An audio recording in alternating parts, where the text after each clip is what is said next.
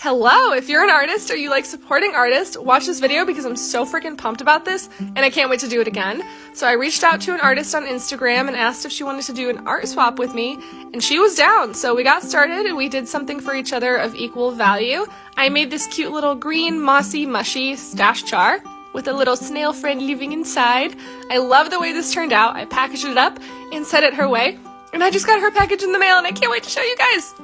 First of all, Savannah, your packaging is adorable, and thank you so much for doing this art swap with me. I love what I got so much, so here it is. She made me a little cat skull resin wall hang with this beautiful Luna moth inside. Oh my gosh, it's pink, it's sparkly, it's sheer.